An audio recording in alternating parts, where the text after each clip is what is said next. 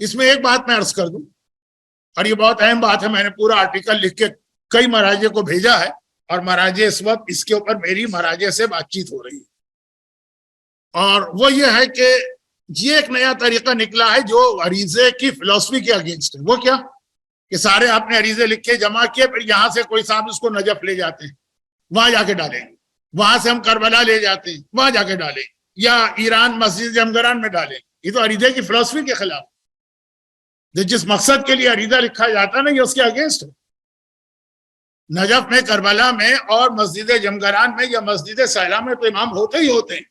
عریضے کا مقصد یہ ہے کہ آپ کا یہ عقیدہ کہ ہم دنیا کے جس کونے میں ہوں گے اور جہاں امام کو پکاریں گے امام وہیں آئیں گے، نجف نہیں، کربلا نہیں، وہ تو ہے ہی۔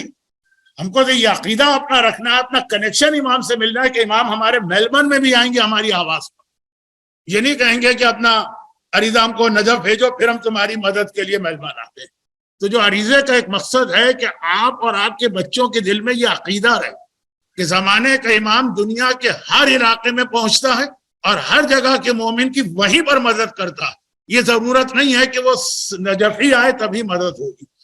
تو عریضہ جو ہے وہ معصومین کے زمانے میں بھی رائج تھا، خالی امام زمانہ نہیں، چھٹے امام کے زمانے میں لوگ عریضے بھیجتے تھے، چوتھے امام کے زمانے میں اپنے شہر، اپنے علاقے میں لوگ زیارت کے لیے جا رہے ہیں، یہ نہیں کرتے تھے لوگ کہ عریضے جمع کر کے دے دیے کا امام کو لے پہنچا دے۔ ٹھیک ہے، وہ بھی ہوتا تھا جب کوئی زائر جاتا تھا، لیکن اپنا پرابلم اپنے شہر۔ تو عریضہ جو ہے نا وہ اپنے ہی شہر میں ڈالے، تبھی وہ جو عریضے کی فلسفی ہے وہ باقی رہے گی۔ اب میری بات کیا چل رہی ہے مراجع سے، میں صرف آپ کی معلومات کے لیے ایک جملہ کہہ کے پھر اپنے موضوع پہ آ جاؤں، یعنی اعمال۔ اور وہ یہ ہے کہ بہت سارے western countries due to water pollution, دریا میں کوئی چیز ڈالنا، پانی میں، لیک میں، سمندر میں کوئی پیپر ڈالنا، اس قسم کی چیز ڈالنا جو ہے وہ الاؤ نہیں۔ تو اس میں دو چیزیں ہیں۔ نمبر ایک یہ ہے کہ عریضہ خالی سمندر میں نہیں ڈالا جاتا، آپ اپنے گارڈن میں بھی زمین کھود کے عریضہ دفن کر سکتے ہیں۔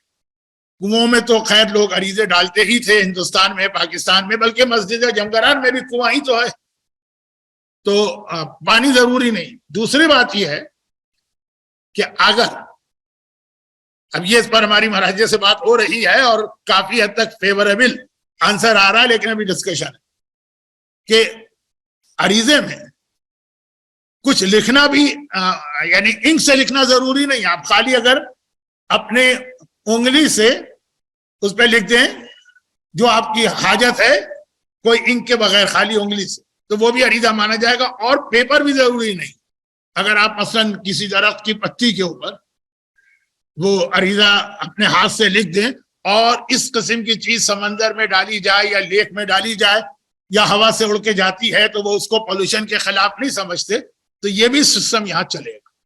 تو یہ تو بہرحال بات کا اسٹیج ہے، بات کا اسٹیپ ہے کہ کاغذ والا عریضہ، پیپر فری تو ویسے ہی آج کل دنیا بن رہی ہے، عریضے میں بھی پیپر اصل مقصد نہیں۔